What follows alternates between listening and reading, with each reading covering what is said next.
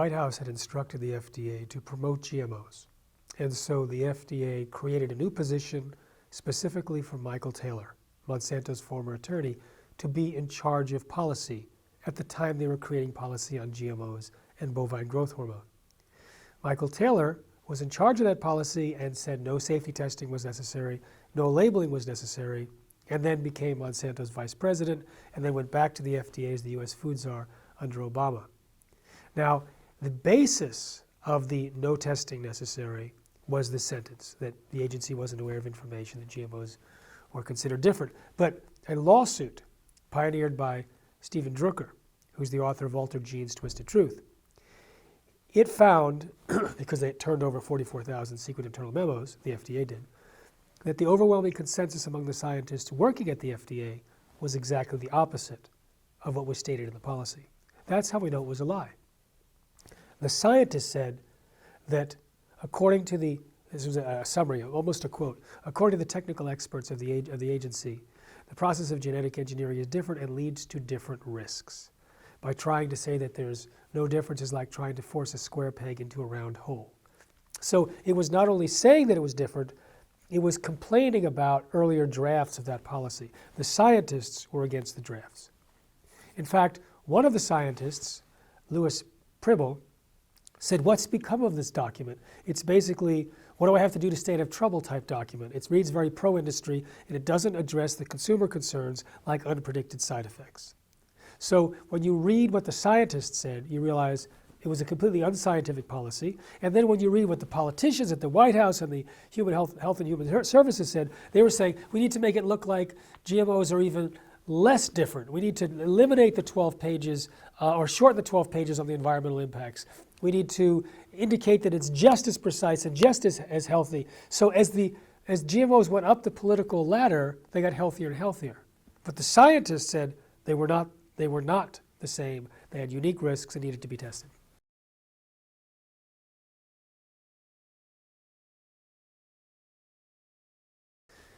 During the first Bush administration, there was a deficit, a trade deficit. So Dan Quayle, the vice president, was in charge of a committee, the Council on Competitiveness. And they were convinced by probably Monsanto that GMOs would increase US exports as well as domination by the US of world food trade. So that was the concept, that promote GMOs to reduce the trade deficit. Well, the opposite happened. The US failed to export to the same degree the GMOs because so many countries were rejecting GMOs. So the exports shrunk, the prices shrunk, and the amount of money that they had to pay for subsidies increased dramatically.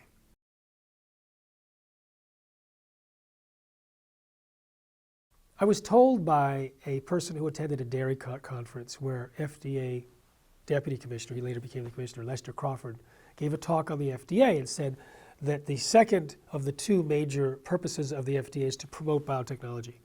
So they're mandated to promote GMOs and also to regulate them, which is a conflict of interest. When they were promoting or approving bovine growth hormone, the person in charge of policy was Michael Taylor, Monsanto's former attorney. Monsanto was the one that submitted the bovine growth hormone. The person who was in charge of the review, Susan Setchen, she had just previously worked on the RBGH for Monsanto. Margaret Miller did research for Monsanto as a Monsanto employee on bovine growth hormone, and then it took a position heading an FDA branch that evaluated her own research. And Richard Burroughs, a veterinarian, told me that he tried to slow down the approval process because they were going to not do the needed research that needed to be done before releasing this animal drug, and then he was kicked out. He then sued the FDA, and in the trial, his boss admitted that they were trying to kick him out because he was slowing down the process. And then when they were forced to take him back, he was an expert at cows, so they put him on chickens because they didn't want him to see anything about bovine growth hormone, and they basically forced him to just push papers until he retired. Bovine growth hormone was kicked out of most American dairies because of consumer resistance, because people realized that eating dairy products from cows treated with bovine growth hormone, you're ending up eating more pus, more antibiotic-resistant bacteria, and more IGF-1, which is linked to cancer, as well as more bovine growth hormone. In fact, a former Monsanto scientist admitted that he knew of 3 other Monsanto scientists who were doing the safety testing on the milk from treated cows, and after they saw how much cancer-promoting hormone, they refused to drink milk unless it was organic. One bought his own cow.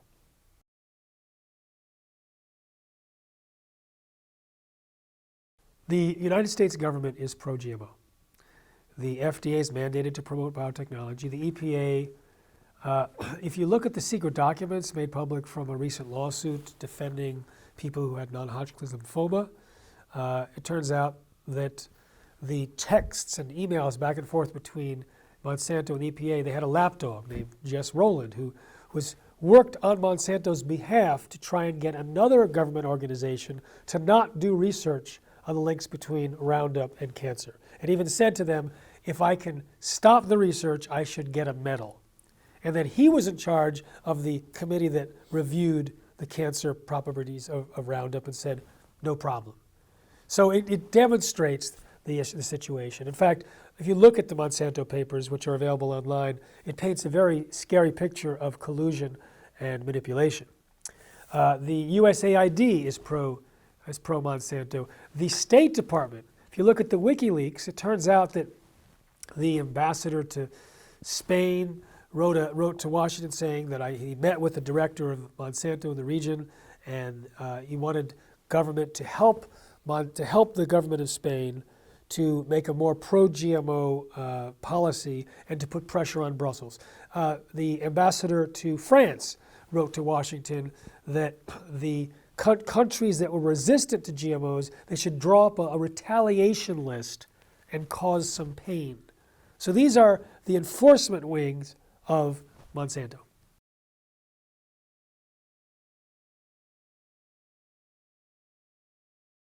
There are no peer-reviewed published human feeding trials, human clinical trials whatsoever. There's only one human feeding study that fed people one meal, and they confirmed that genes can transfer from genetically modified crops into the DNA of gut bacteria. That was published by Nature Biotechnology in February of 2004. The independent researchers, a handful of studies, a few dozen, the real safety studies show real problems. The biotech industry studies, they claim show no problems, and there's only a very few that qualify as safety studies. A lot of them are not published. But when a team in France reanalyzed 3 of Monsanto's studies on corn fed to rats, they found so many abnormalities, they showed consistent signs of toxicity in the liver and kidneys of the rats, which Monsanto ignored and covered up.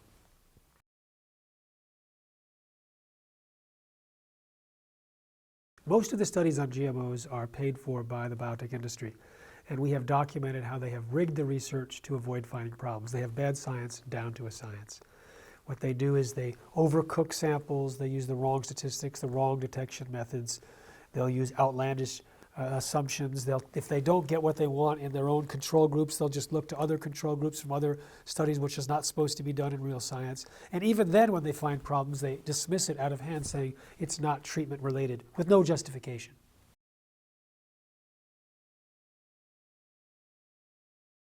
The biotech industry has a massive machine which they've created. They focus on convincing academics, media, politicians, and farmers. And if anyone comes up with any statement against GMOs that's of any significance, they'll try and jump all over that with their team of echo chambers, which is the false fronts, the so-called scientists, etc. They even have a program to attack anything in social media, so that any statement against Monsanto or GMOs in Facebook gets a troll response. So they have armies of trolls that they've paid and trained to take the pro-GMO position and work on behalf of Monsanto, but not disclose that. So they're very, very well organized and disciplined, and they also have taken over many of the regulatory agencies. I travel to 45 countries, and I very often will be talked to by the local activists and told which agencies or which ministers of a government are basically marching lockstep with Monsanto. And they don't usually invite me to talk to them, but if they do, they pay little attention to what I say, whereas the other independent governments do invite me to speak to them and testify, et cetera, et cetera. So I have talked to minority members of approval bodies that pull their hair out saying the pro-GM scientists that have been put on this committee that are in the majority that always pass, they don't even read the submissions. They just rubber stamp everything. And when people actually from the minority show problems, then the majority say, oh, it's been discredited. No matter where it's from, no matter where it's published, no matter what it says, they said it's discredited. The Supreme Court of India asked a very, very prominent scientist, P.M. Bhargava, to be a part of the approval process in India to evaluate it in response to a citizen's petition. And after 10 months, he said it's a total sham, that they do not evaluate any GMOs properly, and it's a rubber stamp situation. And they tried to discredit Bhargava. I kind of knew I was making a difference when the biotech machinery aimed at me and put me in their crosshairs. They tried to discredit me. They created websites against me. They were completely just giving false junk science and wrong information. They attacked my book, Genetic Roulette, by misquoting the book. When I put the book out, I said, okay, I'm going to create, I said there's 65 health risks of GMOs. Here they are. I have 65 pages ready to listen to and record your criticisms, your oppositions, your questions. I will post them, and then we'll have a worldwide debate. I never heard a peep from them. But 3 years later, they created their own website where they attacked the book, misquoted the book, and just dusted off the same false scientific theories that had been disproven in the book. And it was craftily named and constructed so it gives the impression that it's real science, even though later on we found out that the so-called independent scientists were paid by Monsanto to do it.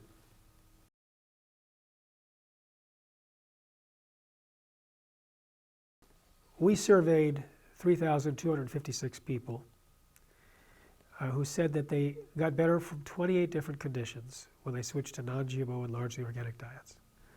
And this was no surprise because I had already asked people at 150 lectures the same question and heard the same results, including about 24 medical conferences where the doctors were speaking not on their own behalf, but on behalf of thousands of patients. So we are aware that the GMOs and the Roundup sprayed on the GMOs are seriously dangerous to health. And when you put yourself into organics to avoid both, people get better from long-time chronic problems.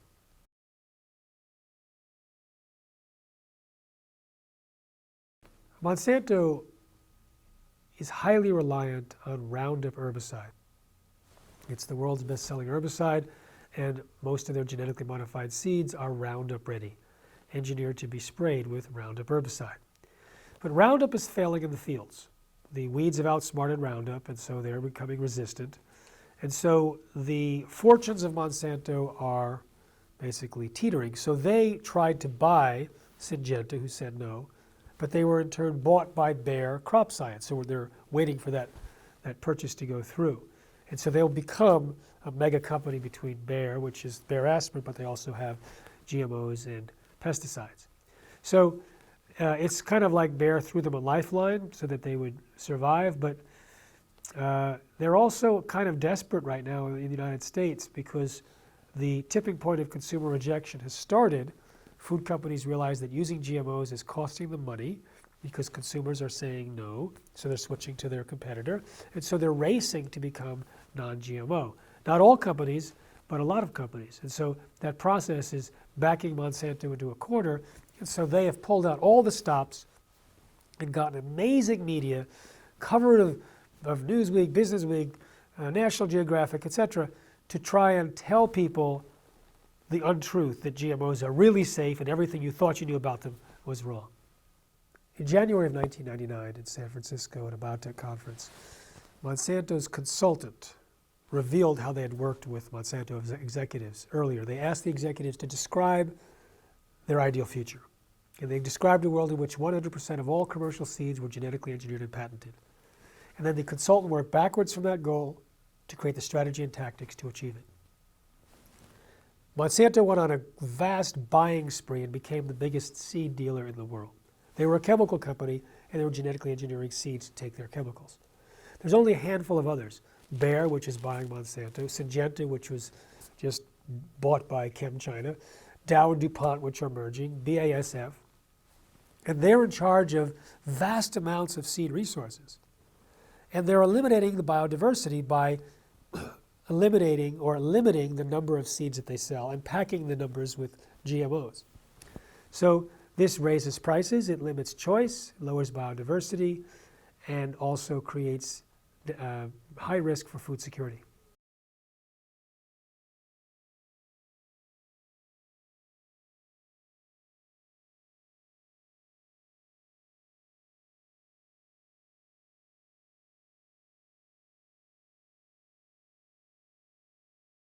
People told me that, who are close to the FDA, that there are some excellent scientists there.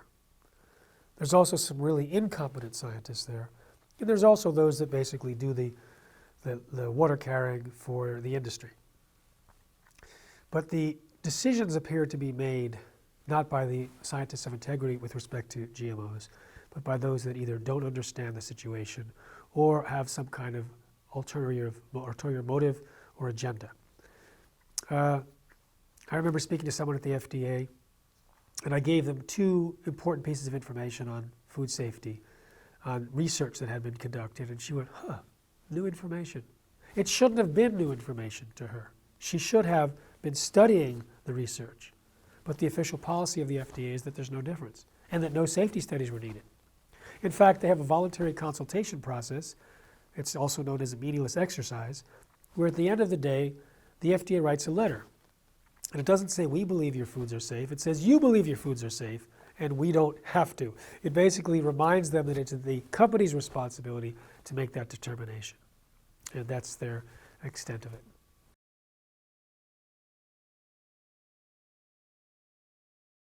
The mainstream media have been consistently biased in favor of biotechnology. In fact, that's especially the United States. When a major GMO food safety scandal erupted in Europe in 1999, more than 700 articles on GMO food safety were written in the UK in 1 month, nothing in the United States major press. And it was described by Project Censored as one of the most underreported events of the year. An analysis of op-eds and opinion pages also showed that they're basically pro-biotech. There's backroom deals going on. There are people who sit on the boards of these papers and who have a lot of influence that I'm not privy to that drive certain agendas. And we've seen that over and over again. If they do report something negative, they're often attacked. In fact, leaked documents showed that one of Monsanto's PR companies raided reporters on their coverage of bovine growth hormone, Monsanto's genetically engineered cow drug, and that they attacked those that were negative and rewarded those that were positive. And one was bragging about how they got a certain person taken off of the story at the New York Times and described a whole scene that happened at USA Today. And so it was a concerted effort to try and minimize coverage, negative coverage, and to maximize positive coverage. I talked to Carrie Gillum, who has since written Whitewash, a book about Monsanto and Roundup. And she told me while she was a senior editor at Reuters that she believed that the people that she was dealing with at Monsanto were trained in intimidation tactics.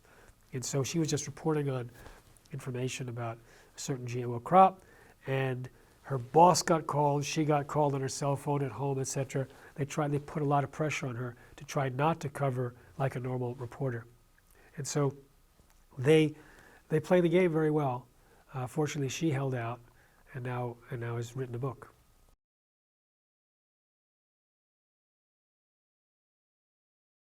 Monsanto has tremendous influence over academia, and they have convinced many scientists who are not familiar with the research that it's all safe and it's all the same. I was talking to a breeder in South Africa who was breeding a crop for Monsanto and then ended up not using it, so he buried it. And I said, so you do the breeding and you do the testing, and then you hand it off to Monsanto and they do the safety studies. And he goes, yeah, that's right. So you do the selection and then they do the human clinical trials and all that stuff. He goes, that's right. I said, there's no safety studies, there's no clinical trials. He had no idea. He was just compartmentalized doing the breeding, getting a particular crop variety that would work for his country. He had no idea of the ridiculous safety measures that are done, and basically most of them are ignored. So a lot of scientists are unaware of that. And then there's an attack situation where if you come out against GMOs as a scientist, then you face an incredible knee-jerk reaction written about in the journal Nature. where you're attacked personally, and I'm told hundreds of scientists have refused to do work in this area because they don't want to risk being attacked personally, and they want to keep their job and keep their funding, etc.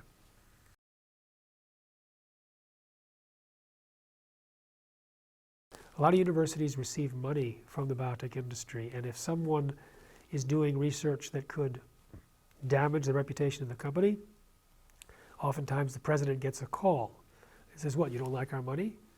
You have a professor here who's going to do research that could hurt us. And I've heard many times the administration tells the professor to stop doing research, or there's even a contract where Monsanto gives money with an understanding that no one in the university can do research on a Monsanto product. There was one time when someone was finding downstream of Monsanto factory all these deformed fish. And he was at a university in Florida, but he couldn't do any research because there was a contract that would not allow him to do research.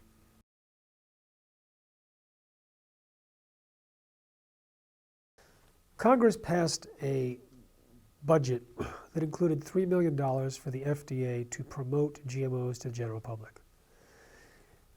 Monsanto has focused on the media, on academia, on farmers, and also government, politicians and regulatory agencies. So they give an interesting echo chamber where they always say the same thing, and they get many people to say it, and they get highly qualified people to say it, and then people believe it. And they've done this kind of tag team on visiting. They did it on visiting President of Ireland that I write about in my book, where every single senator, every single person he's met talked about the genetically engineered bill or law he was working on, and he was basically convinced otherwise. They did that. Monsanto kind of reoriented the Ecuadorian president. They're really good at giving the wrong information well. And so they'll insulate people from the truth, and they'll attack it. They'll attack anyone that and try and discredit those of us who are calling for more science, calling us anti-science. And we've documented it. It's very clear what they're saying is not supported by science. It's sometimes supported by their fake science. So, for example, when someone was about to publish a research study showing that the GM soy had a certain percentage of less phytoestrogens, which are supposed to be healthy, Monsanto rushed to publication its own study showing that there was too much variability of phytoestrogens to even get a statistically significant answer. Well, the people who had done the independent study that showed that there was a reduction knew the laboratory that had done the research because they had done their research too. He said, how is it that you got a different result when you worked for Monsanto instead of us? And they said, Monsanto forced us to use an obsolete detection method, one that was prone to variability, and that wasn't published in the study. That was known only by the people in the laboratory. So they cooked the books, they rigged their research, they were able to counter the research from the other person, and so no one knew that it was more dangerous.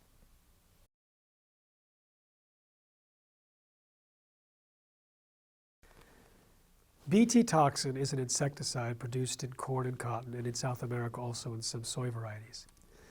And it comes from soil bacteria, and it's used as a natural insecticide. It was sprayed by plane over areas to kill certain insects. And when it was in the Pacific Northwest, about 500 people reported flu-like symptoms, and some had to go to the hospital. In India, they're also reporting similar symptoms when they work in the Bt cotton fields. There was a report on 23 farm workers by some doctors in India, and I compared the two, and it was the same kind of symptoms as those who were sprayed with Bt. People just leaning against cotton that's been collected in the fields got allergic type reactions. People cleaning cotton in the cotton cleaning facilities had to take antihistamines every day before working. So there's that. People sprayed with Roundup, people working in the fields, they can have higher levels of miscarriages, higher levels of birth defects. In fact, people living near the sprayed areas have higher birth defects, higher cancer rates, higher lupus, higher respiratory problems in Argentina, according to a report by physicians there. And there's plenty of research that show that farm workers are at greater risk to the health dangers of the insecticides and pesticides that they're using.